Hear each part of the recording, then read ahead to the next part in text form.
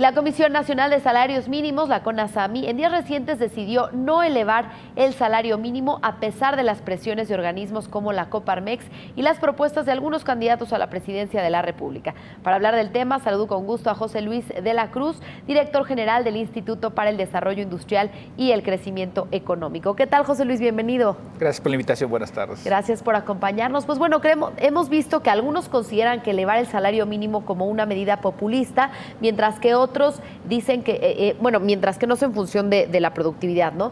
Y mientras que otros dicen que debería de ser parte de la política económica. ¿Qué nos dices tú?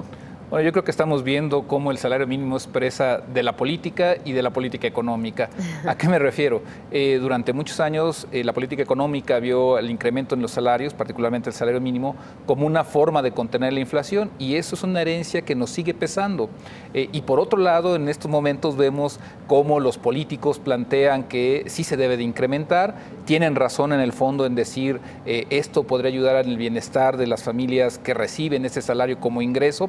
Sin embargo, no se plantea de manera clara los cómo la economía puede soportar eso, y sobre todo se pierde de vista que en realidad el beneficio de ese incremento difícilmente llegaría a la mayoría de los trabajadores que ganan un salario mínimo, porque la mayoría de estos está en la informalidad. Ok, entonces, ¿cuáles son las expectativas? La CONASAMI no elevó los salarios, pese a que sus propios análisis detectaron que el efecto faro del alza al mínimo en 2017 no afectó al resto de los salarios. Obviamente, pues ya viene cierre de la administración del presidente Enrique Peña Nieto, pero ¿qué se puede esperar con las propuestas que hemos visto de los candidatos? Mira, yo creo que al final del día sí existirá ese incremento una vez que esta parte política termine, porque la CONASAMI tiene razón en que no hubo efecto faro por una razón bien simple. Si nosotros vemos las cifras del Seguro Social, de los 19,5 millones de trabajadores, menos de 200,000 ganan salario mínimo. Es decir, estamos hablando de que ni el 1% en realidad gana salario mínimo. Entonces, incrementarlo 10 pesos al día no va a tener efecto. No va a tener efecto, porque no aumenta realmente el consumo privado. Otra historia sería si nosotros incluimos a los 4 millones de trabajadores que ganan salario mínimo o menos, pero que están en la informalidad, y en donde un incremento del salario mínimo no necesariamente garantiza que se les pague.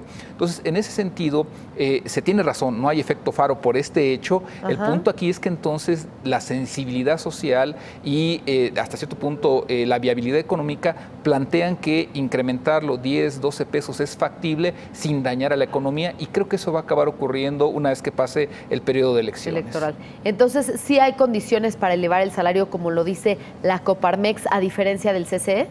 Mira, yo creo que sí existe ese fundamento. ¿Cuál es el detalle aquí que se debe de cuidar? También es otro elemento. Hay ciertos contratos en algunos sectores, por ejemplo la construcción, en donde el tema no es tanto los salarios, sino las prestaciones, que en muchas ocasiones están indexadas a salarios mínimos. Entonces, en ese sentido, me parece que haciendo un trabajo cuidadoso, buscando no dañar a ciertos sectores productivos, sí se podría tener el planteamiento de elevar el salario, aunque, ojo, y ahí lo reitero, eso no resolvería el problema que se quiere plantear, no resolvería la pobreza, porque el universo que recibe salario mínimo en la formalidad es muy pequeño.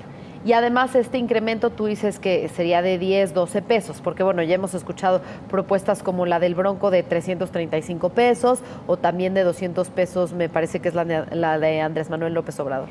Mira, ahí evidentemente que lo deseable sería que el salario mínimo recuperara el poder adquisitivo que tenía en los años 70, que fue el más grande. Hoy alguien que gana un salario mínimo apenas tiene el 33% de poder de compra comparado con ese punto máximo a mediados de los 70.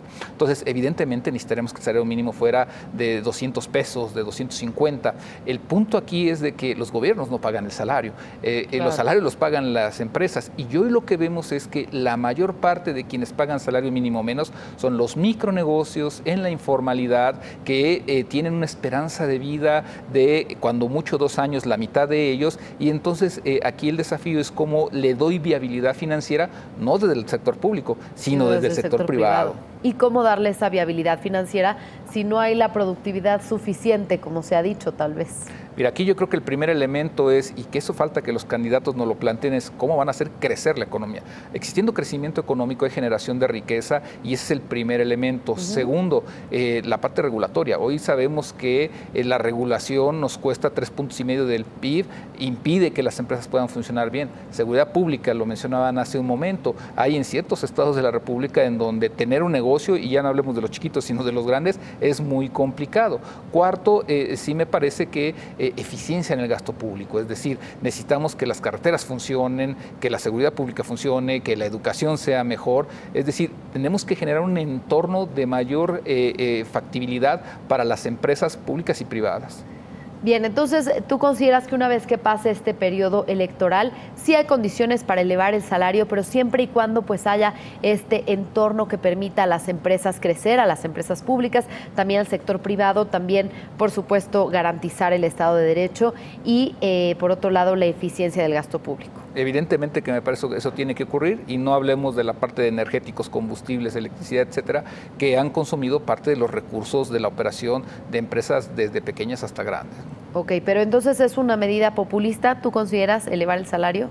Me parece que en cierto rango no, es algo socialmente necesario, es decir, garantizar la adquisición de la canasta básica es algo que tenemos que comprometernos con ello, pero ya pensar que esto se puede hacer de un solo golpe a 300 pesos, sí me parece que no es factible. Tiene que haber una transición porque nos ha llevado 40 años la precarización del salario, tenemos que recuperarlo rápidamente, pero no va a ser de la noche a la mañana.